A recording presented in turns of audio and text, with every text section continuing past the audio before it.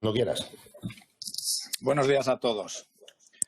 Hoy es jueves 26 de marzo de 2020. Espero que estéis todos bien. Soy Alberto Unzurrunzaga, director de Recursos Humanos de McDonald's España y coordinador de la comunidad de estrategia laboral de la Asociación Española de Directores de Recursos Humanos. Como muchos de vosotros recordaréis, el pasado 11 de marzo, solo hace 2 semanas nada más, organizamos la primera sesión de streaming sobre este tema. Desde la sede de Vodafone y cuando solo estábamos al inicio de esta crisis, pudimos compartir las experiencias de qué protocolos estaban poniendo en marcha algunas empresas, como fue el caso de Vodafone, de la propia Vodafone o de Mapfre, así como los impactos laborales que se preveían, que nos lo explicó de la mano el despacho Sagardoy. Hoy, 2 semanas después, la situación ha evolucionado tanto que bien merece la pena un nuevo acercamiento. Por un lado, otra vez desde la parte legal, de la mano del despacho CK Magán, que nos va a dar unas respuestas a muchas de las preguntas que tenemos, pero también desde la parte de la gestión emocional. Para ello contaremos con la ayuda de LookUp. Ambas empresas son colaboradoras de la asociación.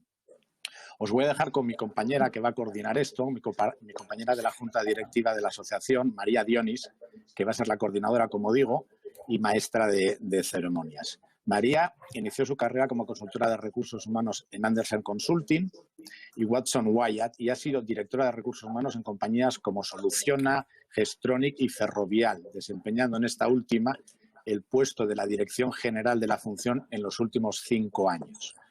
María, te dejo con todo a tu cargo. Muchísimas gracias por tu disponibilidad y todo tuyo. Muchísimas gracias, Alberto, por habernos dado la bienvenida y la entrada a este panel tan interesante, como decías, que da continuidad a la sesión que tuvimos el 11 de marzo. En aquel momento, la preocupación, y si os acordáis, el título de la sesión era el rol de recursos humanos, seguridad y responsabilidad.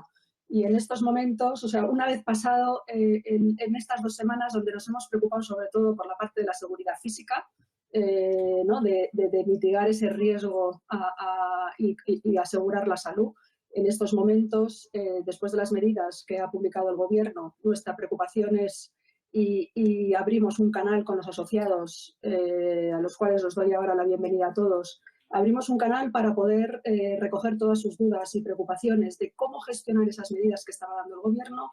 Y luego otra parte que también nos parece igual de importante y también recogíamos preocupaciones y preguntas, y es, una vez hemos puesto a las personas a salvo con su teletrabajo, ¿cuál va a ser ese impacto emocional que va a tener en ellos y por ende, en la gestión de estas personas por parte de las empresas, ¿no? Por eso, el motivo ha sido, una vez recogidas todas estas preguntas, tenemos a 2 ponentes excepcionales de nuestras 2 empresas colaboradoras con la asociación. Por parte de CK Magán está Alberto Novoa. Alberto Novoa es socio del área laboral de este despacho de abogados, tiene 18 años de experiencia en Derecho del Trabajo y ha sido abogado recomendado en el directorio internacional Best Lawyers de este año, 2020. Es además profesor de Derecho del Trabajo de varias universidades españolas y centros de escuelas de negocio y se le señala como uno de los mejores profesores de Derecho Laboral en España en la especialidad de negociación colectiva y procesal laboral. También es letrado colaborador de la Real Academia de Jurisprudencia y Legislación, miembro de la Junta Directiva de la Asociación Nacional de Laboralistas y es colaborador, como ha dicho, ¿no? en la comunidad de estrategia laboral de la Asociación Española de Directores de Recursos Humanos junto con Alberto Unzurrunzaga. Por la parte y la faceta de la importancia que vemos y las preocupaciones que también hemos recibido de cómo gestionar la parte emocional de este momento tan complejo para los empleados, tenemos a Ignacio Fernández de Pierola, que en estos es socio director de LookUp desde el año 2010.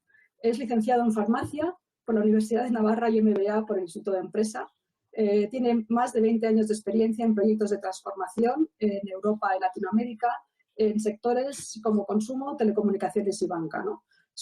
La mayor parte de su trayectoria profesional ha sido en el mundo de la consultoría, ha trabajado en Accenture, ha trabajado en Diálogos y, como he dicho, es ahora socio de LookUp. Entonces, si os parece, empezaríamos por la parte laboral, ¿no? Donde Alberto ha recogido esas preguntas que hemos ido recibiendo y las ha clasificado en lo que hemos llamado esas 30 claves para la gestión de los ERTEs en estos momentos del coronavirus. Alberto, tienes la palabra. Muchas gracias, María. Buenos días a todos. Antes de nada, agradecer a la asociación y a LUCAP también, que nos acompaña, y por supuesto a mi casa y a todos sus técnicos y compañeros el buen gusto por la realización de esta sesión. Quiero enviaros antes de nada desde aquí todo mi cariño y mi comprensión en estos días tan complicados, sobre todo para las personas que gestionáis a los recursos humanos y a las personas, porque son días complicados y días muy duros. Y, por lo tanto, agradecerle pues también al presidente de nuestra comunidad, Alberto Unzurrunzaga, que haya hecho también, entre otras cosas, posible esto para compartir con vosotros lo que hemos llamado las 30 claves fundamentales de los ERTEs. Somos conscientes de que la situación está generando conflictividad, que está generando muchas dudas, y vamos a tratar de, desde un punto de vista práctico, resolver esas 30 píldoras clave desde el punto de vista jurídico para las suspensiones derivadas de la situación del coronavirus. Por lo tanto, os voy a ir poniendo, vamos a ir presentándoos en la pantalla la pregunta, la plantearemos y la responderemos. Trataré de daros, voy a tratar de mojarme lo máximo posible, porque sé que hay muchas dudas todavía pendientes, pero yo voy a tratar de ser un poco transgresor y voy a mojarme en alguna de las cuestiones que creo que es lo que necesitáis, soluciones en este momento. La primera pregunta que nos vamos a plantear es: ¿a qué ERTEs son de aplicación las medidas y procedimientos establecidos en el Real Decreto 8/2020 de 17 de marzo? Es decir, ¿cuáles son los ERTEs que están bajo la regulación especial de este Real Decreto?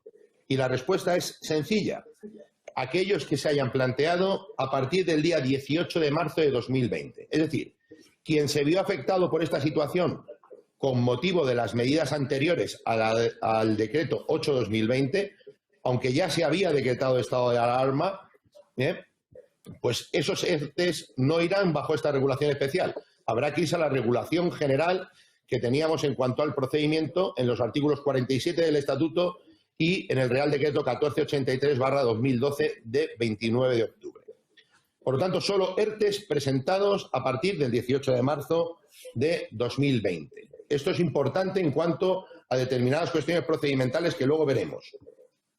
Segunda pregunta: si el COVID está afectando a mi actividad, ¿puedo acudir directamente ya a una medida de suspensión de contratos o reducción de jornada? La respuesta es no. Fijaros que el artículo 5 del Real Decreto 8/2020 establece que las medidas de suspensión de contratos o reducción de jornada son subsidiarias a intentar medidas como el teletrabajo u otras medidas de conciliación. Por lo tanto, ojo, porque si vamos por fuerza mayor, las autoridades laborales verificarán que la actividad que pretendemos suspender o reducir en su jornada no haya sido previamente o no pueda prestarse por vía de teletrabajo. Estas medidas de suspensión son subsidiarias de intentar medidas de conciliación. Tercera cuestión, y es la pregunta del millón. Todos lo sabemos. ¿Cuándo estoy ante un supuesto de fuerza mayor y cuándo no? Bueno, todos conocemos el texto que el Real Decreto ha dado a esta situación. La primera noticia que quiero daros es: la situación de fuerza mayor tradicional no se ha difuminado, no se ha esfumado, no ha sido derogada. Por lo tanto, cualquier suceso catastrófico, repentino, ajeno a la voluntad de la compañía y que limite la posibilidad de prestar sus servicios básicos, sigue siendo fuerza mayor. Lo que ha hecho el Real Decreto 8/2020 es concretar o especificar cuándo estamos ante fuerza mayor derivada de esta situación específica del COVID. Y, por lo tanto, aquí tenemos que atender a esa descripción que hace el precepto de peligro para las personas por tema de contagios, limitaciones a la prestación de servicios por cierre de establecimientos, limitaciones derivadas o falta productiva derivada de problemas con el aprovisionamiento y también de la limitación de movimiento incluso de las personas. Esto es lo que dice la norma. ¿Qué es lo que tenemos ahora mismo sobre la mesa? ¿Qué es lo que nos interesa? Pues que en términos generales, en líneas generales, las empresas que están tasando bien los ERTEs por fuerza mayor, aquellos que están expresando y limitando la solicitud de declaración de fuerza mayor a una actividad que específicamente está paralizada por vía directa o indirecta, derivada de las normativas o de las limitaciones, se les está autorizando. Luego, cuando hablemos del procedimiento y hablemos de la posibilidad de presentar ERTEs mixtos o ERTEs por una actividad y por otra, explicaremos más esta parte. Pero quedaros con la siguiente idea. Si tu actividad está dentro del artículo 10 del Real Decreto o en el anexo, o posteriormente, como ha ocurrido con los alojamientos turísticos, ha sido cerrada al público por orden gubernativa, estás lógicamente dentro de fuerza mayor. Pero si como consecuencia de estos cierres tienes problemas de aprovisionamiento o tu actividad no se puede prestar, pensemos, por ejemplo, en el caso de promotores comerciales que prestan servicios en establecimientos que han sido cerrados, también estás en fuerza mayor. La noticia clave en este punto es: las autoridades laborales están siendo permisivas con la fuerza mayor siempre y cuando la empresa deje perfectamente tasado, perfectamente limitado el efecto de fuerza mayor a esa parte de la plantilla o de la actividad que realmente no puede prestar servicios en teletrabajo y que su actividad ha sido paralizada con motivo de las normas gubernativas. Por lo tanto, en principio, salvo alguna excepción, está habiendo un criterio expansivo, un criterio permisivo, pero insisto, la clave está en tasar perfectamente la afectación de la fuerza mayor. Si lo hacemos en términos genéricos para toda la compañía y tenemos alguna parte de aquella que pueda seguir prestando actividad, es muy probable que la autoridad laboral no nos autorice la fuerza mayor. Hay que tasar, hay que tasar. La siguiente cuestión. ¿Cuáles son los puntos más conflictivos en el procedimiento especial que se ha establecido para los ERTEs por fuerza mayor en el Real Decreto 8/2020? Fijaros, la regulación general del procedimiento sigue estando, en términos generales, en el artículo 33 del Real Decreto 1483 de 2012. Pero aquí hay especialidades. Y sobre todo hay una cuestión que está planteando muchos problemas. Es, fundamentalmente, autoridad laboral competente, comunicación a los trabajadores y tasar en el informe el alcance de la solicitud de fuerza mayor. Como vamos a ver también los efectos de la resolución, algunas de las cuestiones la vamos a extender más en otra pregunta, pero fundamentalmente, autoridad laboral competente, aquella, si solo tenemos un centro en una comunidad autónoma, la autoridad laboral de la comunidad autónoma. Si tenemos centros de trabajo en comunidades autónomas distintas, la autoridad laboral central, es decir, la Dirección General del Ministerio, salvo que, teniendo centros de trabajo en distintas comunidades autónomas, en una de ellas recaiga al menos el 85% de la plantilla. En ese supuesto, la autoridad laboral competente será la autoridad laboral autonómica, donde recae al menos el 85% de nuestra plantilla. En cuanto a las comunicaciones, es muy importante que tengamos en cuenta que cuando vamos a presentar el ERTE de fuerza mayor, que se presenta con una solicitud expositiva y justificativa ante la autoridad laboral, si tenemos representantes legales de los trabajadores, debemos comunicarles a ellos la intención, es decir, la solicitud que vamos a presentar y su documentación acreditativa. Si no tenemos representantes legales de los trabajadores, debemos comunicar a toda la plantilla, no solo a los afectados, y lo recalco, a toda la plantilla, porque el precepto dice a las personas trabajadoras, debemos comunicarle a toda la plantilla la intención de presentar este expediente de fuerza mayor, lo que sería la comunicación, ¿de acuerdo? Muy importante este dato, porque hay quien está interpretando que solamente habría que comunicar, en caso de que no tengamos representantes legales, a los afectados, y esto no es así. Hay que comunicárselo a toda la plantilla. Luego veremos cómo resolver algún problema en esta materia. En cuanto a las cuestiones más conflictivas en el procedimiento de expedientes por causas técnicas, organizativas o productivas, es decir, cuando hemos descartado que podamos ir por un expediente de fuerza mayor, ¿qué es lo relevante? Fundamentalmente se está buscando acortar los plazos, pero ojo, si tenemos representantes legales de los trabajadores, no ha cambiado nada. Será con ellos con quien tengamos que negociar. Ya sabéis que el plazo ahora de constitución de la mesa negociadora es de 5 días como máximo y el de negociación, el del periodo de consulta, 7. El problema viene cuando no tenemos representantes legales de los trabajadores. En este caso, no podemos acudir directamente a la conformación de comisiones ad hoc. Es decir, aquellas comisiones que, de acuerdo con el artículo 41 del Estatuto, se forman por los trabajadores eligiendo representantes. No. Lo primero que debemos hacer, inexcusablemente, es dirigirnos a las federaciones sindicales de aquellos sindicatos que negocian, que están legitimados para negociar el convenio del sector. Debemos dirigirnos a ellos para solicitarles que nos envíen un representante del sindicato para negociar con ellos. Y solamente, y recalco esto, solamente si el sindicato o los sindicatos no comparecen o nos manifiestan su intención de no comparecer, podremos conformar comisiones ad hoc. Y en este caso, el precepto nos dice que la comisión ad hoc estará formada por 3 representantes. Esto significa que si tenemos muchos centros de trabajo, solamente pueden ser 3 los representantes. Pues lógicamente tenemos que hacer un criterio expansivo. Nunca la autoridad laboral nos va a poner ningún problema porque la comisión ad hoc tenga un representante por cada uno de los centros afectados, siempre y cuando, lógicamente, se respeten las mayorías y los votos proporcionales dentro de la mesa negociadora.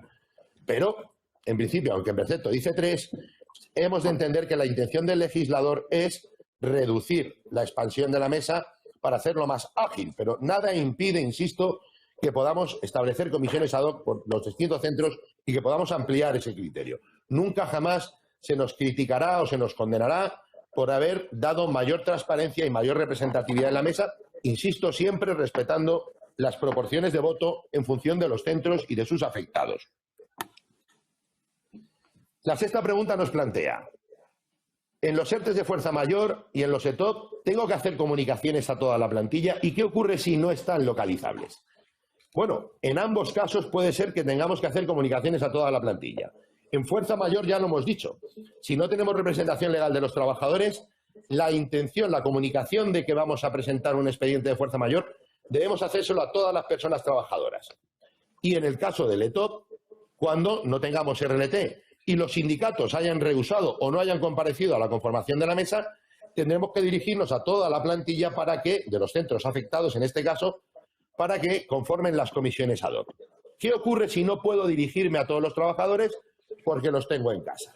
Bien, el Ministerio de Trabajo, en una resolución de consultas y de preguntas a esta materia, lo que nos viene a decir es que cualquier medio probatorio de intento de comunicación con los trabajadores será suficiente, como por ejemplo acreditar que se les ha enviado un correo electrónico. Ya lo sé, ya sé que tenéis problemas porque no todas las empresas, sus trabajadores, tienen correo electrónico corporativo y por lo tanto nos encontramos con ese conflicto de si podemos pedirle al trabajador que nos dé su cuenta de correo. Ya sabemos lo que han dicho los tribunales. Debemos trabajar siempre desde una perspectiva de la buena fe. Y desde luego, lo que hay que acreditar es que la empresa ha tenido la intención de cumplir con este requisito. Puede llamarse al trabajador y pedirle amablemente que nos facilite una cuenta de correo personal. Si no quiere hacerlo, no podemos obligarle, lógicamente, pero sí dejar constancia de alguna manera que le hemos hecho esa llamada. En definitiva, tenemos que acreditar la buena fe, que la empresa no ha querido omitir la comunicación a las personas trabajadoras de su intención de presentar el ERTE por fuerza mayor. Y lo mismo cabe decir para la ETOP. Se trata de trabajar con buena fe. Puede haber algún empleado reticente que no quiera darnos ningún medio de comunicación con él. Trataremos de dejar constancia entonces de esta realidad. Hoy en día los medios telemáticos, por otro lado, nos permiten una gran amplitud de medios para llevar a cabo estas comunicaciones. Pero no os preocupéis. Lo que os van a pedir es acreditar que lo habéis intentado por alguno de los medios posibles, y aquí vale cualquier medio probatorio. Insisto, el Ministerio nos decía incluso la remisión de un correo electrónico del que, por supuesto, pues no es necesario que nos acuse el recibo, aunque sea deseable. Pregunta de ERTE de fuerza mayor. ¿Puede afectar a una parte de la actividad o puede afectar o debe afectar a toda la actividad? Muy bien, esta es una pregunta crucial, importantísima. Nada impide que la fuerza mayor la solicitemos para una línea de negocio concreto o para un colectivo concreto de nuestra empresa. Lo que es muy importante es que si realmente solo tenemos una línea de actividad comprometida por fuerza mayor o un colectivo concreto, especifiquemos a la autoridad laboral que solamente pedimos la declaración de fuerza mayor para esa línea de negocio o ese colectivo concreto. Si lo hacemos en términos genéricos, podemos tener problemas en la calificación de la causa. Por lo tanto, si yo tengo una línea de negocio que es dudoso que haya sido por línea directa, fuerza mayor, y tengo otra que lo tengo muy claro, contémosle a la autoridad laboral esta realidad. Mi compañía se compone de esta línea de negocio y de esta otra, y en esta en concreto, es la fuerza mayor la que justifica las suspensiones o reducciones de jornada. Por favor, es muy importante este aspecto. Explicarle a la autoridad laboral la línea de negocio concreta en la que concurre la causa de fuerza mayor. Reservad, si es necesario, la otra línea de negocio para la negociación de un expediente por causas técnicas, organizativas, productivas y económicas. Tasad, por favor, esto es fundamental. Hay que darle una descripción perfecta de la compañía a la autoridad laboral y tasar subjetivamente la línea de negocio que queremos suspender por fuerza mayor. Esto es importantísimo. ¿Puede presentarse un ERTE por fuerza mayor por una actividad y un ERTE ETOP por otra? Va vinculada a la pregunta anterior. En efecto, es perfectamente posible y de hecho es deseable cuando tengamos líneas de actividad o colectivos de trabajadores que tengan una afectación productiva distinta o por causas distintas. Si tengo una línea de negocio muy claramente afectada por fuerza mayor, presentemos el expediente por fuerza mayor para esa línea de negocio y para la otra, en su caso, uno ETOP. No cometamos el error de querer presentar las dos actividades para la declaración de la causa de fuerza mayor, porque la autoridad laboral podría, por ese camino, no autorizar ninguna causa. Por lo tanto, es posible afectar una parte de la compañía por una causa, que es la fuerza mayor, y tramitar el expediente para esa situación, y otra para otra causa productiva que no esté vinculada directamente con la fuerza mayor, realizar un expediente del artículo 23 del Real Decreto, es decir, un expediente por causas ETOP, que llamamos comúnmente. ¿Cuál es el alcance de la resolución administrativa que autoriza un ERTE de fuerza mayor? Esta pregunta también está siendo crucial y es clave, y tenéis que tenerla muy presente a la hora de solicitar un expediente de fuerza mayor. Fijaros, en el expediente de fuerza mayor lo que le pedimos a la autoridad laboral es que declare que la situación que le estamos planteando es una causa de fuerza mayor. No le pedimos suspensiones concretas con nombres y apellidos. No le pedimos medidas específicas de suspensión concreta con nombres y apellidos ni con clasificaciones profesionales concretas. Lo que le pedimos a la autoridad laboral, y es lo único que puede declarar la autoridad laboral, es que nuestra causa, esa que le estamos presentando, es fuerza mayor. Y una vez que la autoridad laboral emite su resolución diciendo efectivamente su causa es fuerza mayor, es cuando nosotros iniciamos las medidas y las concretamos, comunicándoselas a la autoridad laboral, al afectado, lógicamente, y a la representación legal, si la tenemos. Esto es un detalle fundamental, porque una cosa es que los formularios de las autoridades laborales nos obligan a especificar si son medidas de suspensión o reducción de jornada, y otra cosa es que tengamos que especificarle qué personas concretas, ya cuando lo estamos planteando, con nombre y apellidos, van a ser suspendidas o reducidas su jornada y en qué términos. No. Nosotros le explicamos a la autoridad laboral en fuerza mayor una situación. Mi empresa no puede producir por esta realidad. Declara usted que esta realidad es fuerza mayor. Y hasta ahí llega la autorización de la autoridad laboral. Esto es fuerza mayor. Ahora yo empiezo a realizar las medidas que estime necesarias. Muy importante esto. Muy importante porque cuando hablemos más adelante de afectados y no afectados, debemos tener claro esto. No es necesario en la solicitud de fuerza mayor concretar personas y medida. No es necesario porque la autoridad laboral no nos va a autorizar a suspender el contrato de doña Carolina o el contrato de don Manuel. Nos va a decir que nuestra causa es fuerza mayor. Las medidas que adoptemos serán a posteriori, ex post. Muy importante este dato, por favor. Pregunta 10ª. En los ERTEs, tanto de fuerza mayor como por causas ETOP, ¿qué duración se puede poner a las medidas? ¿Qué duración? Bien, hay que distinguir. Si nuestro ERTE es por fuerza mayor, su finalización imperativamente tendrá lugar cuando finalicen las medidas gubernativas que han justificado la causa de fuerza mayor. Es decir, si yo soy un alojamiento de uso turístico, el decreto que suspendió mi actividad es de 19 de marzo.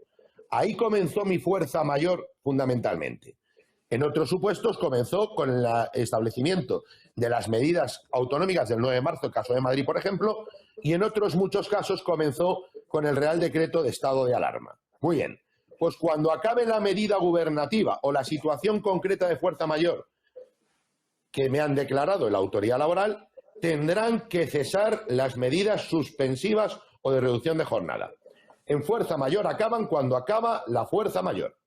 Sin embargo, cuando estemos o hayamos negociado un expediente por causas de top, la duración de las medidas será o la que hayamos pactado, si hemos llegado a un acuerdo en el periodo de consultas, o la que la empresa haya propuesto una vez finalizado el periodo de consultas sin acuerdo. Es decir, ahí sí cabe que las medidas vayan más allá del levantamiento de las medidas gubernativas que hayan podido justificar las suspensiones. Muy importante este dato. Si alguna compañía prevé que sus efectos productivos claramente van a ir más allá de la situación de fuerza mayor, es decir, de la situación inmediatamente y directamente vinculada con las medidas gubernativas derivadas del COVID, lógicamente su opción es negociar un expediente por causas de top donde puede negociarse y aplicarse un pacto de duración superior a estas medidas.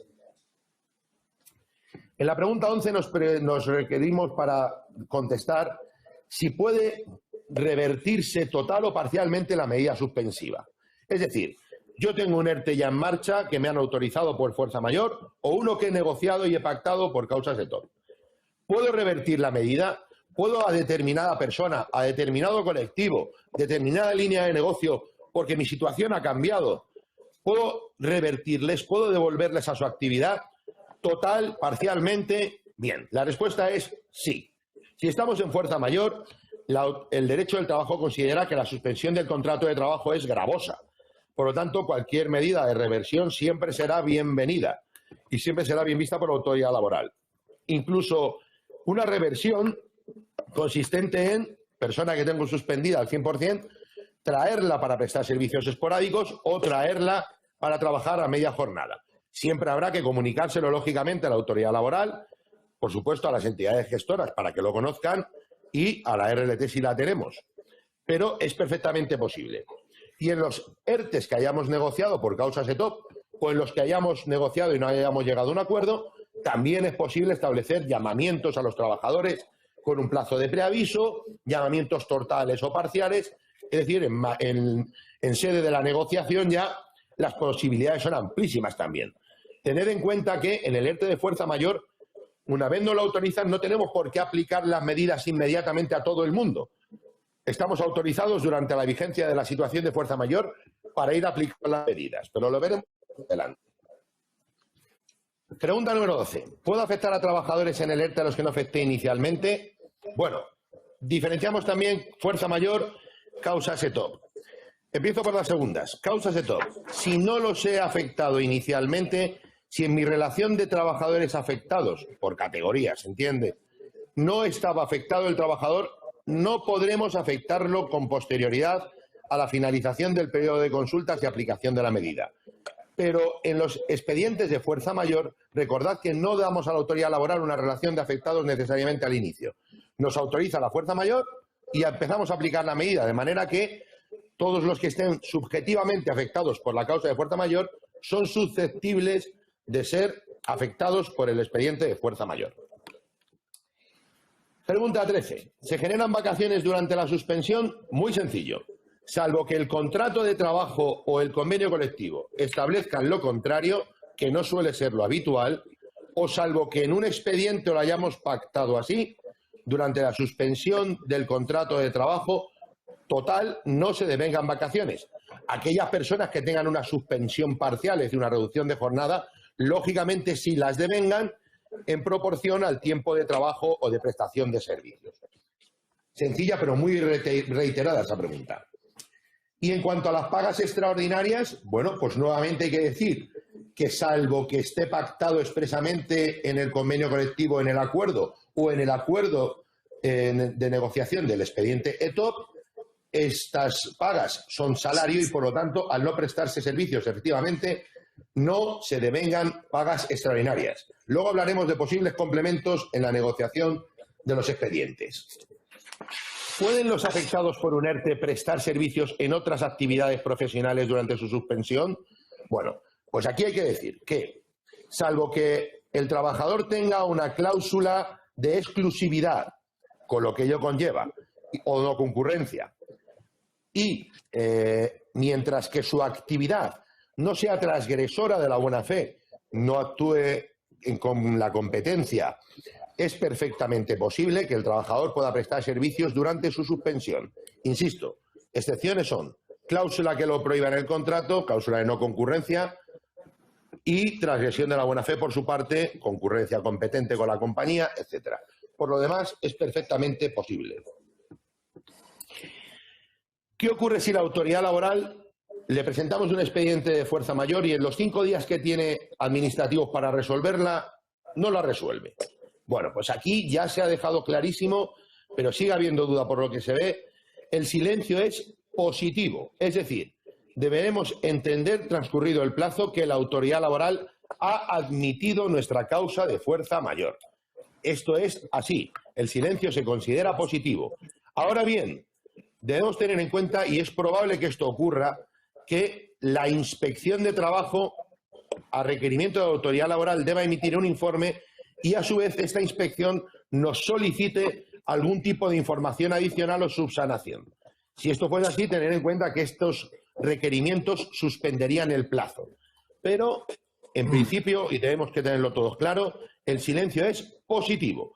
Transcurridos los días administrativos para resolver, la autoridad laboral, si no ha resuelto nuestro expediente, debemos considerarlo autorizado por causa de fuerza mayor. Me han denegado el ERTE por fuerza mayor.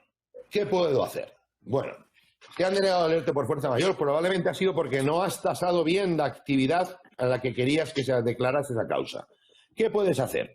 Primera cuestión, puedes recurrir la resolución administrativa de la autoridad laboral que lo ha denegado, pero eso es poco práctico. Te va a llevar un tiempo excesivo, es un trámite administrativo, en fin, no es operativo esto, no es operativo. Puedes hacer dos cosas. Por orden de operatividad, si realmente ha sido el problema que no has tasado bien la actividad o el colectivo afectado por fuerza mayor, vuelve a plantearlo tasándolo bien. Vuelve a plantearlo tasándolo bien. Probablemente solicitaste en términos genéricos la declaración de causa de fuerza mayor para toda tu compañía cuando debías haberla hecho para un colectivo concreto o una línea concreta. Hazlo bien entonces. Vuelve a plantearlo, replantéalo. Y si el problema es que la autoridad laboral ha considerado que ni tasando ni no tasando no estás incurso en causa de fuerza mayor, inicia rápidamente un expediente por causa SETO. La recomendación, el consejo, si no lo tienes muy claro, al tiempo que trabajas el de fuerza mayor, ve trabajando el de causa SETO. Al final vas a tener que hacer una memoria igual. Bueno, pues trabajemos las dos líneas si no está muy claro. Pregunta 18. ¿A qué tipos de ERTES afecta la exoneración de cotizaciones? Y siempre, lógicamente, los términos previstos en el Real Decreto que 8/2020. Bueno, pues esta pregunta es muy clara. La exoneración de cotizaciones solamente afecta a expedientes derivados de fuerza mayor. Solamente a expedientes derivados de fuerza mayor.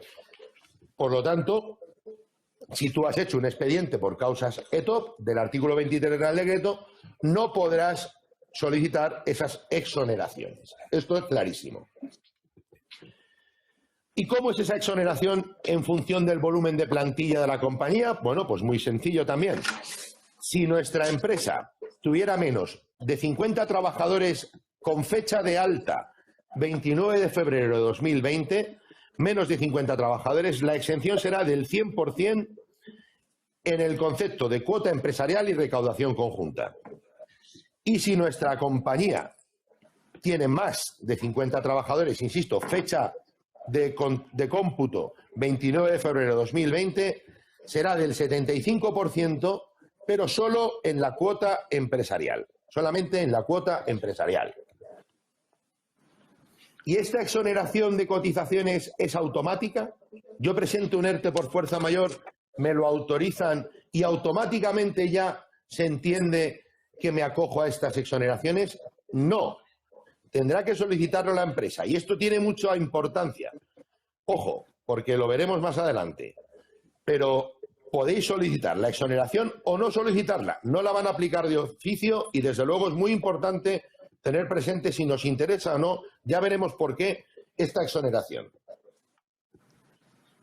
21ª. La obligación de mantenimiento del empleo de los 6 meses siguientes a la reanudación de la actividad afecta a todas las modalidades de ERTE.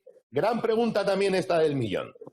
Fijaros, en esta pregunta voy a ser un poco transgresor, voy a daros una clave que creo que no se está tomando en consideración. En principio, todo el mundo está planteando que esta obligación de mantener el cumplimiento, el trabajo, de mantener el volumen de empleo en los 6 meses siguientes a la reanudación de la actividad por la empresa afecta a los dos tipos de expediente, a expedientes por fuerzas de causa mayor y a expedientes ETOP.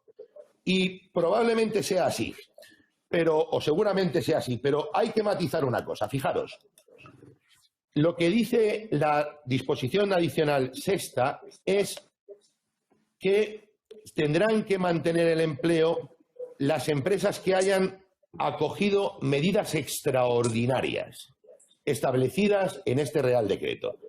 Si os fijáis bien, solamente llevan el título de medidas extraordinarias los artículos 24, 25 y 27 del Real Decreto, que son los relativos a la cotización y al desempleo. Es decir, una interpretación literal de esta disposición sexta nos podría llevar a plantearnos que solamente aquellas empresas que se hayan acogido a la exoneración de pago de cuotas de seguridad social, solamente aquellas estarían obligadas a mantener el empleo durante los 6 meses siguientes a la reanudación de su actividad. Ya sé que es una interpretación literal, pero tiene un apoyo, un argumento de soporte, y os lo voy a dar también. Si os fijáis, en el penúltimo párrafo del apartado tercero de la exposición de motivos del Real Decreto, se alude también de forma expresa a ese compromiso de mantenimiento del empleo. Y se dice, literalmente, siempre que éstas se comprometan a mantener el empleo en materia de exoneración de cuotas. Es decir, en la exposición de motivos vuelve a vincular este compromiso a la exoneración de cuotas. Por lo tanto, podemos defender, puede defenderse, luego ya veremos con qué éxito no, pero es un argumento, creo, sólido para defender que solamente el compromiso de mantenimiento del empleo afectará a aquellas compañías que se hayan acogido, insisto, que es voluntario, a la exoneración de cuotas de seguridad social. Sé que hay muchas dudas al respecto de esto, sobre qué supone mantener volumen de empleo y demás. Daremos alguna clave también en este material. Concretamente la daremos en la pregunta 22, que es donde nos preguntamos ¿en qué consiste exactamente esto de mantenimiento del empleo en los 6 meses siguientes a la reanudación de la actividad? No puedo extinguir los contratos temporales que hayan llegado a su fecha de vencimiento. No puedo despedir por causas disciplinarias porque si me lo consideran improcedente estaría incumpliendo. Fijaros, tener muy presente lo que os he dicho de la interpretación de la cláusula conforme a la propia norma. Es muy importante ese matiz de medidas extraordinarias y muy importante lo que dice la exposición de motivos. Pero, ¿qué sentido tiene esta cláusula? Es una cláusula claramente antifraude. Está pensando en situaciones fraudulentas. Por lo tanto, descartemos todas aquellas extinciones de contratos en los 6 meses posteriores a la reanudación cuya causa de extinción sea natural, sea consustancial a la naturaleza del contrato. Es normal que los contratos de duración determinada se extingan, llegada a la duración determinada. Por lo tanto, lo que busca la norma es evitar fraudes. Y esto significa que todas aquellas extinciones que causas disciplinarias justificadas, extinciones de los cumplimientos de plazo o de término de los de duración determinadas, el acceso a la jubilación, todas estas extinciones claramente no están afectadas por este compromiso. No tenemos obligación de sostener una persona trabajadora concurriendo causas graves para su despido, por mucho que hayamos asumido este compromiso. Pero insisto que es posible defender una interpretación consistente en que solamente el compromiso afectará a las empresas que voluntariamente, porque es voluntario, se acojan a la exención de cuotas de seguridad social. ¿Cómo se gestiona el desempleo de las personas afectadas por un ERTE? Muy importante. El SEPE ya nos ha dicho que esto es una obligación de las empresas. Son las empresas las que tendrán que comunicar al SEPE las personas afectadas para que el SEPE pueda iniciar el pago de las prestaciones. Hay ya información suficiente en la página del Servicio Público de Empleo Estatal con su formulario para notificar las suspensiones y notificar las medidas. Aquí había una duda importante que se planteaba en relación con si alguna de las prestaciones por desempleo podría obligarse a hacerla a la empresa por pago delegado. Hay un Real Decreto, que es el 625 de 1985, que regula la prestación por desempleo, y en su artículo 26 nos dice que el pago de desempleo en situaciones de suspensión parcial puede imponerse a la empresa por pago delegado. Es decir, aquellas personas a las que afectamos por reducción de jornada, ese Real Decreto podría permitir que se nos cargase a la empresa con el pago delegado de la prestación. Aparentemente esto no se va a hacer, no se va a exigir pago delegado. Por lo tanto, lo que cambia es que ya no serán las personas trabajadoras las que tengan que gestionar su prestación, sino la empresa. La empresa tendrá que comunicar y darle datos suficientes al SEPE. Hay formularios ya en su página web para comunicar estos desempleados con causa de los ERTEs del coronavirus. ¿Los trabajadores que hayan agotado la prestación por desempleo antes del ERTE pueden acceder al desempleo? Sí. En las medidas extraordinarias, precisamente en materia de desempleo, está la posibilidad de acceder a las prestaciones de aquellos trabajadores que hubiesen agotado su prestación. Y aquellos trabajadores que no hubieran cotizado lo suficiente, que no tuviesen al menos cotizado un año para alcanzar los niveles contributivos de la prestación de desempleo, pues también la van a cobrar. Y estos son argumentos que tenéis que tener presentes a la hora de negociar un ERTE por causas de TOP. Del mismo modo que tenéis que tener presente que los trabajadores que estén afectados por expedientes de regulación de empleo por causas ETOP o por causas de fuerza mayor no van a agotar ese desempleo de cara a posibles prestaciones futuras. Es decir, se les va a reponer, les van a poner el contador a cero de lo que hayan gastado por un límite de 6 meses. Tenerlo presente porque en la negociación es importante que se sepa que se ha puesto en marcha esta medida extraordinaria para no generar perjuicio al trabajador. En la pregunta 26 nos preguntamos, y se está preguntando muchas compañías, ¿qué ocurre si durante la afectación del ERTE una persona trabajadora, una trabajadora en este caso, concurre el hecho causante de fuerza mayor? ¿Qué es lo que acontece? Bueno, pues esa persona continuará en situación de maternidad a todos los efectos hasta que finalice la misma. Y una vez finalizada la maternidad, si se encuentra entre las personas afectadas por el ERTE, pasará a la situación derivada del mismo. Es decir, pasará a suspensión por reducción de jornada con la correspondiente percepción de la prestación por desempleo. Esto es así, no hay ninguna especialidad en esta materia. ¿Y qué ocurre con los trabajadores que no cotizan a la protección por desempleo? Por ejemplo, los que están en el régimen asimilado. ¿Estos también podrán acceder a la prestación por desempleo? Pues no. Los trabajadores que no tengan, por su régimen de cotización, por su régimen de adscripción, por su encuadramiento en la seguridad social, no hayan cotizado a desempleo, pues lógicamente el régimen asimilado no tendrán en principio esa prestación contributiva. ¿Se puede complementar económicamente por la empresa a los trabajadores afectados por un ERTE? Y en ese supuesto, este complemento cotiza, tributa. Nos planteamos aquí, ¿puede la empresa dar alguna ayuda a los trabajadores afectados por la situación en la que se van a encontrar tras su suspensión o en su suspensión económica? La respuesta es sí, sí se puede. Ahora bien, ¿qué ocurre con esto? ¿Cotiza, no cotiza? ¿Esto tributa, no tributa? Bien. Primera cuestión, ¿cotiza, no cotiza? En principio, si dejamos claro que estamos abonando un concepto indemnizatorio con motivo de la medida suspensiva o de reducción de jornada, si dejamos claro que esto es indemnizatorio, no debería estar sujeto a cotización. Pero os hago una advertencia. Es muy importante que quede claro este concepto y esta naturaleza indemnizatoria.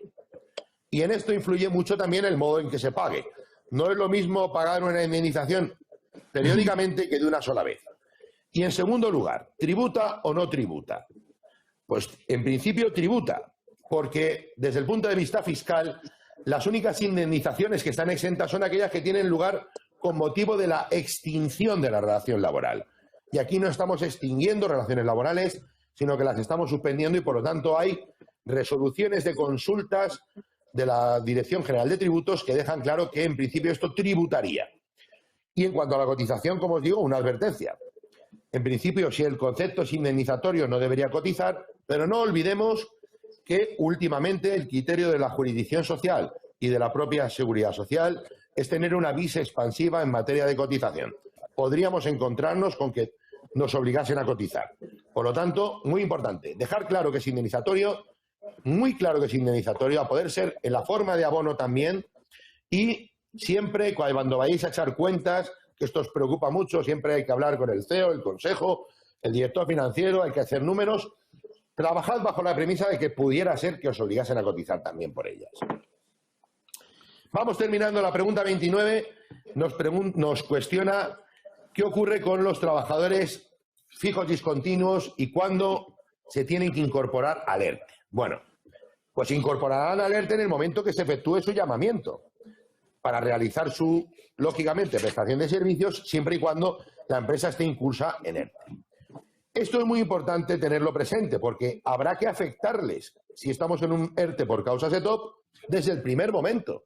Nosotros tenemos unos trabajadores que sabemos que en un periodo concreto vamos a tener que hacerles un llamamiento. Bueno, pues no les olvidemos en la lista de afectados, porque una vez hagamos el llamamiento habrá que afectarles por la medida de suspensión.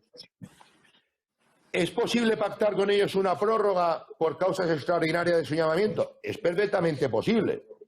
Y hay que justificarlo, lógicamente, en esta situación extraordinaria. Pero siempre, recordad, afectarlos desde el inicio. Si estamos en fuerza mayor, incluirlos en esa línea de negocio o en ese colectivo al que le afecta la causa mayor. Y si estamos en el expediente por causas ETOP, afectémoslos desde el primer momento porque hay que hacer el llamamiento. ¿Qué ocurre aquí? Nos preguntaba algún asociado, cuando nuestra actividad es una actividad de temporada, de campaña, en cuanto a los fijos discontinuos y en cuanto al mantenimiento del empleo. Bueno, en cuanto al mantenimiento del empleo, con las salvedades que yo os he dicho antes y con ese criterio interpretativo que no podéis olvidar, hemos de decir que los trabajadores fijos discontinuos pues están afectados igualmente. Por lo tanto, no hay ninguna especialidad. Y en los 6 meses de reanudación de la actividad son 6 meses objetivos, desde el momento en que yo reanude la actividad. No está pensando el legislador en campaña de 2020, 2021, no piensa en campañas, piensa en el inicio, pero los trabajadores fijos discontinuos inician su actividad cuando la inician. Tengamos esto presente también. Y por último, pregunta número 30, ¿cómo afectan los ERTES a los trabajadores expatriados? Bueno, pues igual que a cualquier otro trabajador. Por lo tanto, si su actividad también se ha visto reducida por causas productivas y es de fuerza mayor, apliquémosle fuerza mayor desde el primer momento, desde que nos autorizan la medida. Y si estamos en un ERTE por causas ETOP, incluyamos también a los expatriados si su actividad está afectada por la causa y no pueden teletrabajar, porque no tiene sentido que teletrabajen si no tienen actividad, desde el inicio también incluyámoslos en nuestra lista de afectados. Estas son las 30 claves legales.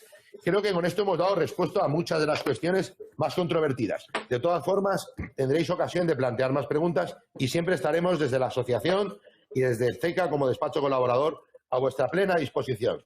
Ánimo, que vamos a superarlo. Muchísimas gracias, Alberto. Ha sido muy interesante los comentarios que tenemos de los 300 asociados que están en estos momentos conectados.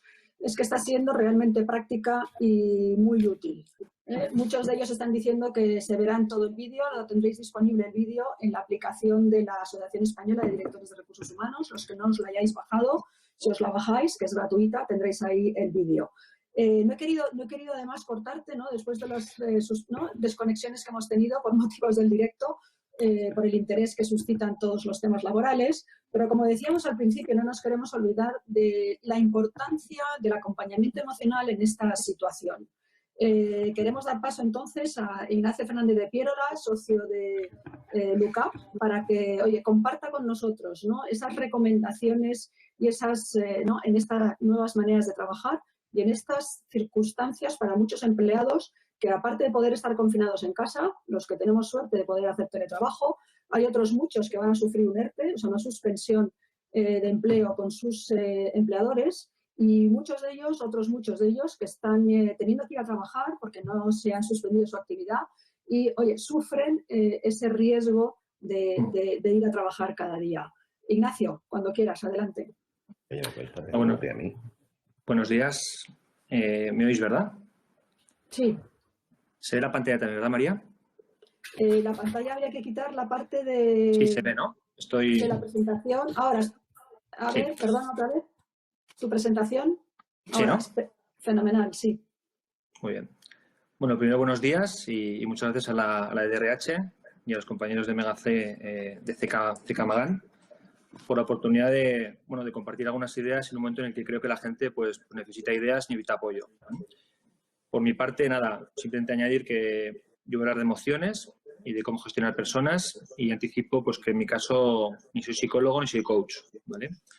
Lo que sí que es cierto es que tiene la oportunidad de participar, ¿no?, en muchos procesos de cambio y transformación en muchos lugares, en muchos momentos, ¿no? Y me gustaría pues que mi experiencia, en este caso la de LUCAP, que es una compañía especialista, ¿no?, en temas de desarrollo, experiencia de empleado y outplacement, pues con otra experiencia a vuestra disposición para intentar contribuir y ayudar en la medida que podamos, ¿no? ¿De qué vamos a hablar? Va a ser cortito, va a ser 10-15 minutos y queremos ir muy al grano y aportar ideas muy, muy concretas, ¿no? Vamos a hablar de algo que, en principio, pues todos en este foro deberíamos de dominar, ¿no? Somos gente acostumbrada a gestionar personas y somos gente que, en principio, el tema de los intangibles es un tema que nos gusta y que, además, solemos manejar en nuestro día a día, ¿no? Los intangibles, ¿no? Parece algo etéreo, pero los intangibles, en el fondo, son la energía, ¿no?, que mueve el mundo, ¿no? En el tema del ámbito empresarial, ¿no?, en las organizaciones, ¿no?, cuando hay grupos de personas unidos, comprometidos, motivados, que van a bloque, son grupos ganadores, ¿no? Y si los intangibles son importantes, ¿no?, en el mundo habitual, ¿no?, de recursos humanos, de las personas, de las familias, ¿no?, cuando hay un momento como el que vivimos actualmente todos nosotros, que nos obliga a estar, ¿no?, encerrados en nuestra casa, son sí cada vez más importantes, ¿no? De hecho, yo no recuerdo en ningún momento en mi vida, no lo recuerdo, de verdad, en el que haya visto tal tsunami, ¿no?, tal oleada de solidaridad, generosidad, entrega, cooperación, ¿no? Y eso es gracias a los intangibles, ¿no? Como sociedad, como individuos, como grupos, nos hacen fuerte, ¿no? ¿Qué es lo que ocurre desde nuestra posición? Que gestionamos personas, que los intangibles los podemos gestionar. ¿Y qué me gustaría hacer en este ratito? Básicamente dar 7 o 8 ideas muy concretas que nos ayuden a gestionar estos intangibles, ¿vale? 7 o 8 ideas muy concretas. La primera, y hablamos de emociones, ¿no? Es curioso porque desde críos nos han educado o sentimos que hay emociones que en sí mismas son malas, ¿no? La tristeza, la desesperanza, el miedo, ¿no? Y sin embargo el miedo, algo que todos estamos sintiendo ahora mismo en nuestras casas, es lo que nos está permitiendo a todos hacer lo que tenemos que hacer, que es dejar nuestras calles vacías, el miedo.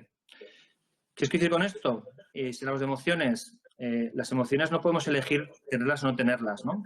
¿Qué está en nuestra mano hacer? Básicamente 3 cosas. Lo primero, tomar conciencia. ¿Qué me está pasando ahora mismo? ¿Qué pasa por mi cabeza, por mi corazón? ¿Qué le pasa a mi gente, a mi mujer, a mis hijos, a mis compañeros, a mis jefes? ¿Qué está pasando, no?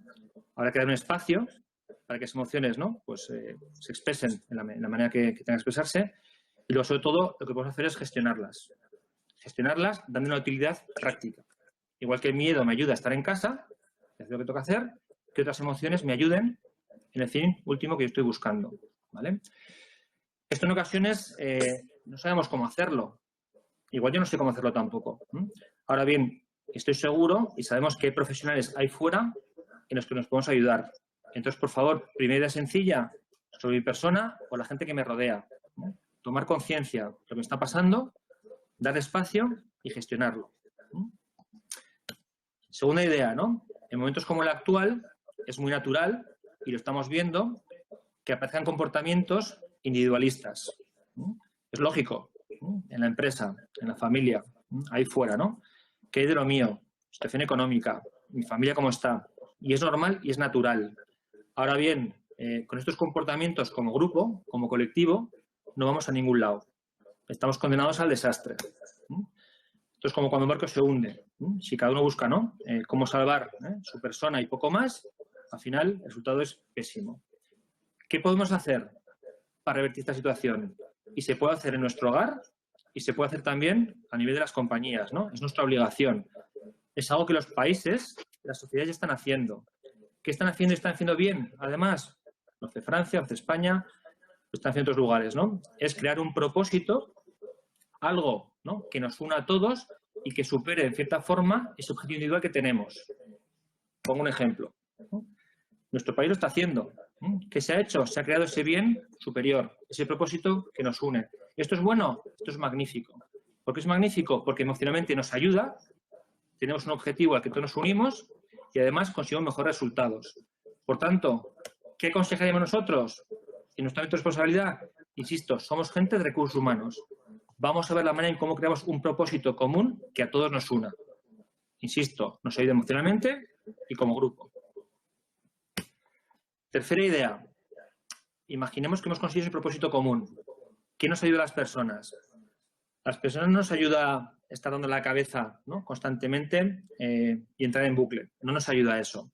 Nos ayuda a sentir que somos útiles, que somos importantes. Y, por tanto, si hay roles claros y bien definidos en los cuales yo me identifico, me ayuda a avanzar y a progresar. Os pongo otro ejemplo. Ahora tenemos un objetivo común claro. ¿Cómo demonios paramos a este bicho? Este es nuestro objetivo, el de todos los que estamos en esta conferencia, ¿vale? ¿Qué es lo que ocurre de forma natural o provocada? No está tan claro. Se han identificado roles en los cuales nos ubicamos y que nos ayudan además, ¿no? ¿Qué roles? Y voy a utilizar el lenguaje de la calle. Hay una primera línea de defensa. ¿Qué primera línea de defensa es esa, no?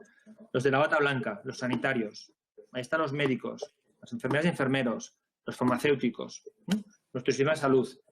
Los que están batiendo el cobre en la lucha en primera fila contra ese bicho, ¿vale? Un rol clarísimo.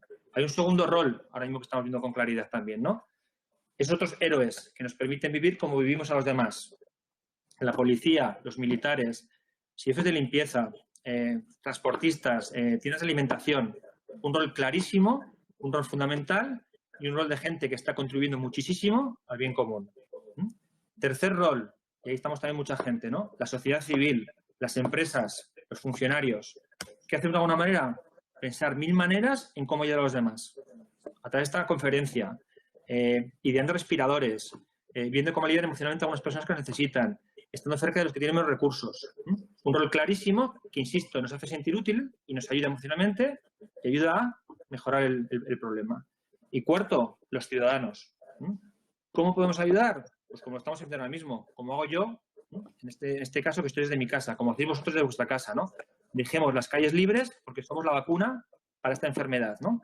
Ni contagiarnos ni contagiar a terceras personas. ¿Qué ocurre? Como ejemplo, ¿no? Con estos roles tan sencillos que han sido ideados por alguien o no, no lo sé, logramos que las personas nos ubiquemos, que empecemos a actuar, a avanzar y a contribuir. Emocionalmente estamos mejor, pero además conseguimos avanzar y mejorar el resultado. Cuarta idea. Estate donde quieres que estar, ¿no? ¿Qué quiere decir esto? Recursos humanos, ¿no? Somos gente que hace un mes no dejamos de hablar de estas cosas. Cómo construir marca para atraer y fidelizar a los mejores y cómo trabajar el engagement. Esa palabra inglesa, ese concepto anglosajón, que tiene que ver con enganchar a las personas, ¿no? Pues qué curioso, ¿no? Porque al final, ¿cómo nos enganchamos a las personas? Y voy a poner un ejemplo, ¿no? Mi mujer trabaja en banca, tiene 300, 400 clientes. Mi mujer está teletrabajando en una sala aquí al lado, ¿no? Mi mujer ha hablado con sus clientes más en estos últimos 4 o 5 días que en los últimos 2 años. ¿Y por qué ha hablado más con sus clientes en estos momentos? Porque es cuando los necesitan. Tienen problemas, tienen dificultades, tienen miedos, necesitan soporte. Ahora es el momento de estar cerca de nuestros clientes, de estar cerca de nuestros compañeros, de estar cerca de los seres queridos, de estar cerca de las personas. Ayer hablaba con un compañero de LUCAP, el Psiques Coach, y me decía que todos tenemos dentro de los liderazgos que hay en la persona, uno que es el liderazgo de servicio. Pues ese pequeño yo esa capacidad de servir a los demás, de ayudar, de estar cerca de la gente, es lo que ahora mismo tenemos que sacar todos con fuerza. Insisto, ¿por qué? Porque me ayuda emocionalmente a avanzar, me olvido algunas cosas y porque contribuyo al bien común y ayudo a otras personas. En estos momentos, ser buena gente de verdad y estar con quien realmente necesita de verdad es algo necesario, útil, práctico, que todos podemos hacer. ¿Vale? La comunicación. Dos apuntes nada más muy sencillos sobre comunicación, ¿no? Tan importante la relación entre personas. No es tan importante lo que se dice, sino también el cómo se dicen las cosas. Y os quiero traer también un ejemplo. Hace poco, la semana pasada, una compañía que se dedicaba a comercializar zapatillas sacó un comunicado a sus clientes. El asunto del comunicado era, joder, tú recibías un correo con ese asunto. Claro, cuando uno recibe ese correo, ¿qué es lo que hace? Uno lo abre. ¿Qué es lo que uno sentía cuando leía esas líneas? El que quiera se lo haré llegar. Tú lo que sentías de esas líneas era que un grupo de personas a corazón abierto te contaban lo que sentían, cómo lo vivían, qué estaba pasando y qué querían hacer. Cuando alguien con crudeza te cuenta así las cosas, de manera natural empatizas, conectas con ellos. ¿Por qué quiero sacar esta idea aquí? Porque en ocasiones las personas y las compañías lo que ocurre es que utilizamos eufemismos, palabras grandilocuentes, frases hechas. Pues no, en la comunicación ahora mismo lo que nuestra gente necesita es hablar con la mano en el corazón, ser auténtico, ser honesto, ir directo. No hagamos florituras, vayamos un poquito desde las tripas a conectar con personas. Si lo hacemos, impactaremos más y ayudaremos mucho más. Sobre comunicación, una cosa más. Vayamos a lo sencillo. Yo tengo este bicho aquí, como tenéis vosotros, que no para de moverse. Tengo WhatsApps, mensajes de LinkedIn, Twitter, SMS, correos. Hay sobreinformación. Nuestra gente está loca. No sabemos muy bien qué creer. Hay fake news. Por favor, necesitamos herramientas sencillas. En el ámbito de la empresa, somos recursos humanos. ¿Cómo ayudar a nuestra gente? Dos ideas muy claritas, ¿no? La primera, construyamos un mensaje de compañía. Algo sencillo. ¿Qué está pasando? ¿Cómo nos afecta? ¿Qué vamos a hacer como grupo? No tienen que ser 7 o 8 páginas, son 5 o 6 líneas, sencillas y claras como herramienta. Segunda herramienta, una Q&A que dicen los anglosajones, ¿no? Preguntas y respuestas. Hace un momento Alberto nos ha contado un montón de cosas, ¿no? Sería bueno que recojamos las 5 o 10 principales para mi situación y lo construyamos un único documento. ¿Esto es útil? Muy útil. ¿Por qué?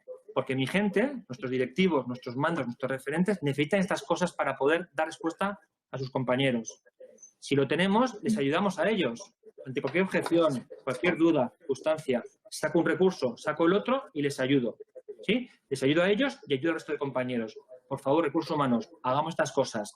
En esto tardamos poco tiempo. Esta misma tarde, cogemos un borrador, yo me ofrezco, lo hacemos, lo distribuimos y ponemos a la gente a funcionar. ¿Vale? La comunicación, qué importante en momentos como este. Dos más y terminamos, ¿no? Esto es una obviedad, ¿no? Pero en ocasiones nos sentimos indestructibles, ¿no? Todas nuestras espaldas, ¿no? El tema laboral, el tema si tienes críos, los amigos, los problemas de los demás. Pero, por favor, sí, solo si nosotros estamos bien, la gente que está a nuestro lado también estará bien, ¿vale? Es la mejor inversión que podemos hacer. Estamos en casa encerrados. Esto es muy duro. ¿Qué podemos hacer? Todos hemos leído muchas cosas, ¿no? Cosas sencillitas. Las rutinas nos ayudan. Levantarnos, al comer, al acostarnos, al trabajar, a dedicar espacio a la parte más relacional, a la gente con la que quiero estar. Por supuesto que tenemos que dedicar tiempo a la alimentación, al ejercicio. También hay que dedicar tiempo al intelecto, estar activos mentalmente y sobre todo prepararnos psicológicamente. ¿Por qué? No sabemos cuánto va a durar esto. Nos pueden decir pasado mañana que va a estar 15 días más, 20 días más. La mejor inversión ahora mismo es tiempo dedicados a nosotros, ¿vale? Si yo no estoy bien, los demás no van a estar bien y no somos máquinas. En algún momento podemos petar. Y como última idea, ¿no? Y vinculado también un poquito con lo que decía Alberto, ¿no? Hay muchas compañías que estamos, bueno, aproximándonos a una situación, pues en ocasión inesperada, ¿no? Un ERTE. Aquí quiero pintar un poquito por lo que puede ser el proceso mental, ¿no? Pues de repente me ocurre algo, tomo las riendas, me hago con la situación, hay un momento de incertidumbre, hay compañeros que van a salir y a partir de ahí, pues bueno, habrá que apoyar también a los que continúan, ¿no? ¿Qué cosas puedo hacer yo desde mi posición? Recursos humanos. Básicamente 6 cosas. La primera, y lo he comentado, ¿no? Hay que ocupar espacio comunicativo. ser yo quien de alguna manera esté en ese espacio central. Si no soy yo, lo va a hacer otro en mi lugar, ¿vale? Con lo cual, proactividad y ocupemos espacio. De manera sencilla, por favor, no nos compliquemos, lo que decía antes. Honestidad, ¿no? Corazón en la mano, herramientas fáciles y prácticas. Segundo punto, para mí el más importante, y aquí voy a hacer un símil, ¿no? Estamos sufriendo todos como nuestros sanitarios van a la guerra y no tienen armas, no tienen las famosas EPIs, no tienen guantes, no tienen mascarillas. Pues bien, ahora mismo nuestra gente, las organizaciones, tiene miedo, tiene angustia, tiene situaciones que no sabe cómo abordar. Y los que lo tienen que hacer, que son nuestros mandos, no tienen armas para hacerlo bien. No están educados en esto, no están formados en esto, no saben cómo manejar sus emociones, la de los demás, no saben cómo comunicar bien las cosas, cómo dar feedback, cómo trabajar la resiliencia, esa gran capacidad, ¿no?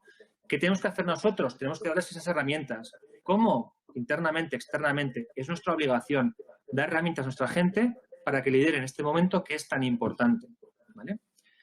Más cosas que podemos gestionar, que son muchas, insisto. Va a haber momentos de conversaciones complicadas. No estamos habituados a estas conversaciones. Habrá que prepararlas también. ¿Qué decir? ¿Cómo decir? ¿Qué reacciones puede haber? ¿De qué manera lo voy a argumentar? ¿En qué herramientas voy a proveer? Tenemos que dar a nuestra gente, ¿no?, diferentes recursos para que esto lo puedan manejar adecuadamente. En una situación así, cada palabra que yo diga, si me equivoco, puede ser un puñal en el corazón de la persona que tengo enfrente. Por favor, trabajémoslo. No estamos acostumbrados y va a haber que tener muchas conversaciones de tipo. Siguiente paso, hacerlo uno a uno. El día que lo hagamos, no sea el mando, sea recursos humanos, será quien fuera, ¿no? Por favor, preparémoslo bien, ayudémoslo, sepamos un poquito cómo guiar, anticipémonos, estar ahí donde la gente ahora mismo lo necesita. Y ya para finalizar, ¿no? Pues hay gente que va a tener que salir temporalmente o del todo, no lo sabemos, ¿no? Pues las compañías responsables y las personas responsables tenemos que estar en esos momentos y dar apoyo a la gente en ese momento difícil. En un momento de dificultad están fuera. Nuestra obligación es mirar por ellos y las compañías responsables lo hacemos. Bueno, hagámoslo de manera interna o contando con externos, pero por favor apoyemos a la gente que sale.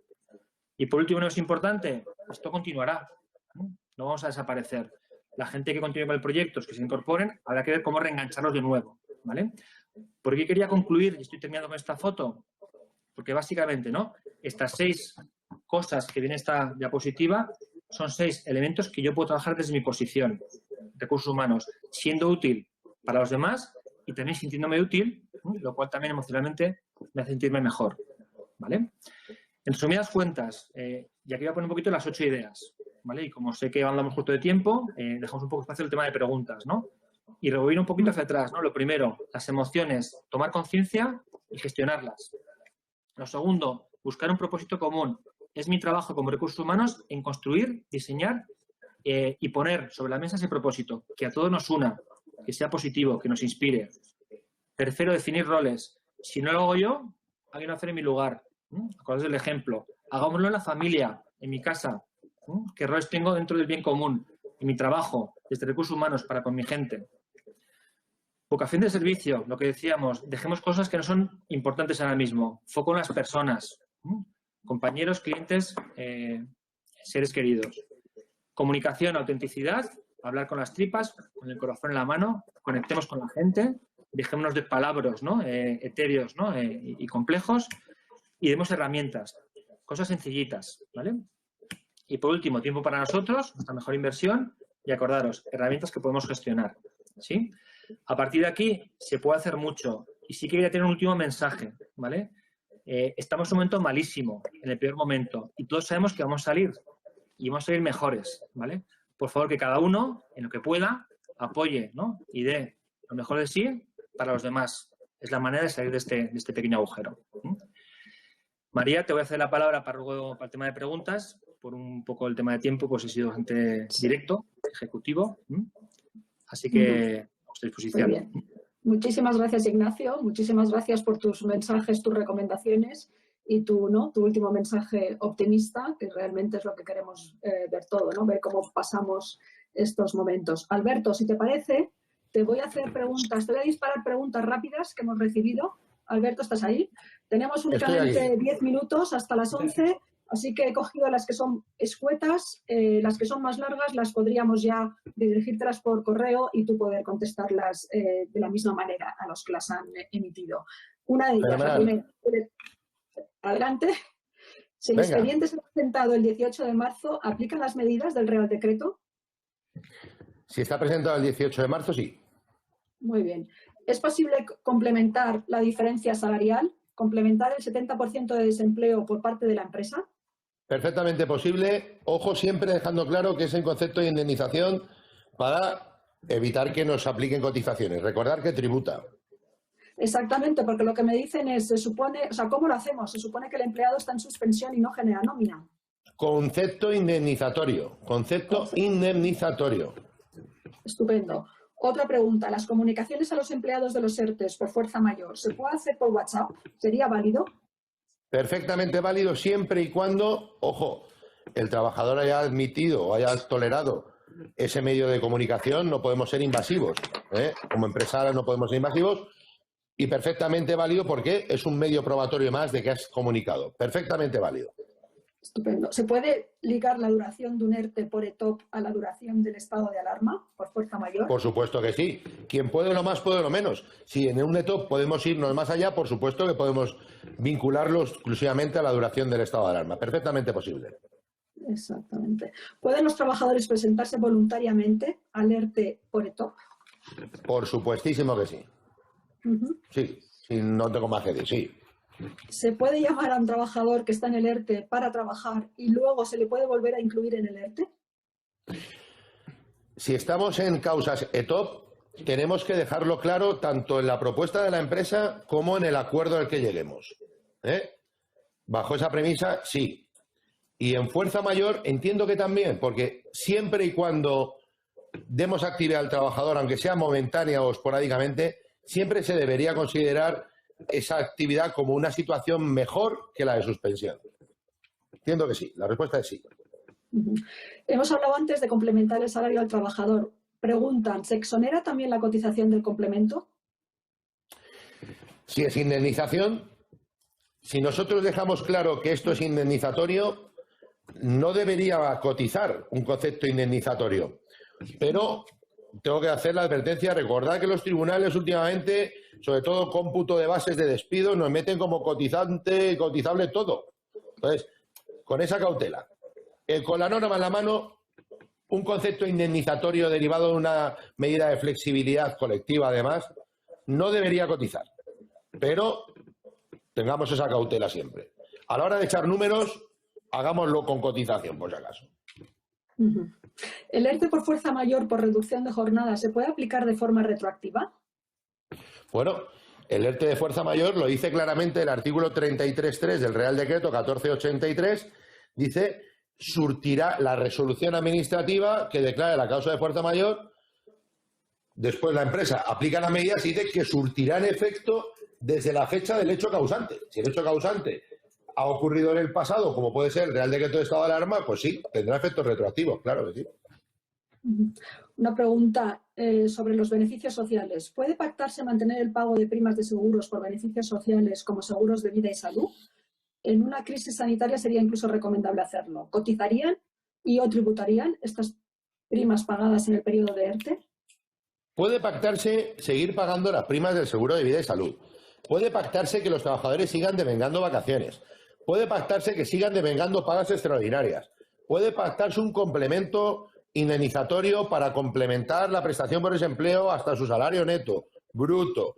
Cualquier compensación. Lógicamente, esta que nos propone el oyente o la oyente, pues tiene un contenido social además interesante. ¿Cuál es el hecho de mantener las prestaciones de ese seguro de vida y de salud durante esta situación? Me parece una idea extraordinaria y una propuesta magnífica para una negociación colectiva. Sí. ¿Cómo funciona el ERTE sobre los contratos eventuales a tiempo parcial? Contratos por horas, sobre todo si se extingue antes de haber ejecutado las horas pactadas en contrato.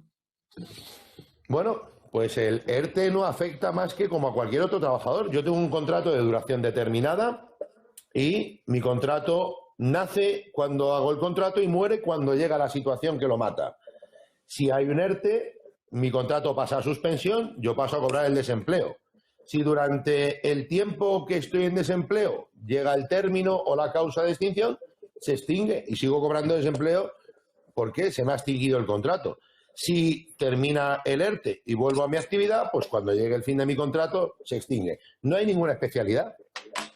Durante la suspensión no tengo que prestar servicios, no cobro salario, cobro desempleo. Exactamente igual. Y por último, tenemos únicamente 6 minutos. Esta ya es un poco sobre tu opinión.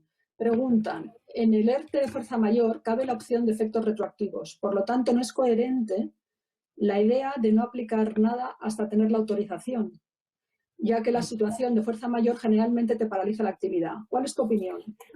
Vamos a ver, si el ERTE es de fuerza mayor, yo no puedo aplicar ninguna medida suspensiva hasta que tenga autorizada la causa de fuerza mayor. Por lo tanto, es muy coherente. Pero es que además hay otra cuestión. Es decir, los efectos retroactivos no son una opción. Es decir, los efectos retroactivos los establece el artículo 33.3 del Real Decreto 1483, como ya he dicho antes, del 2012, que dice que se surtirán efectos las medidas desde la fecha del hecho causante, con lo cual poca opinión puedo tener, María, esto no es opinable. Dura es la ley, pero es la ley. Y una última pregunta tenemos para Ignacio. Ignacio, nos preguntan, a nivel emocional, ¿crees que puede tener repercusiones a la vuelta? ¿O qué tipo de repercusión puede tener a la vuelta?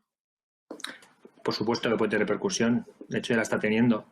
Yo creo que todos nosotros somos distintos hace una semana, ¿no? Y va a depender de que sea algo bueno o malo, de cómo lo gestionemos en el camino. Si yo, para con mi gente, ¿no? Realmente la cuido de verdad porque me interesan de verdad, esa gente va a venir con muchísima fuerza, ¿no? Si ahora que es un momento malo me estoy sintiendo de ellos, no hay nada que pueda hacer a la vuelta, ¿no? Emocionalmente van a estar desenganchados para siempre, ¿no? Por tanto, ¿qué tenemos que hacer ahora? Más que nunca, ser lo que decimos que somos, ¿no? Gente responsable, gente de bien y gente profesional, ¿no? Estamos comprometiendo el futuro, ¿no? El futuro de todos, el futuro de la empresa y de nuestros empleados y su compromiso.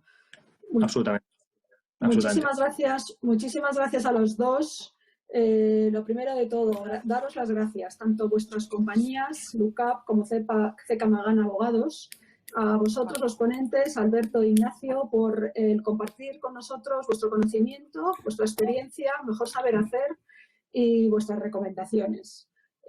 Con respecto a la asociación, muchísimas gracias, Alberto, en este caso Alberto Zurrunzaga, porque han estado colaborando tanto Alberto Zurrunzaga, su comunidad de estrategia laboral, como la de José María Monge. Muchas gracias, José María, que no has podido conectarte ahora ni liderar, ¿no? esta sesión, que era lo que se preveía.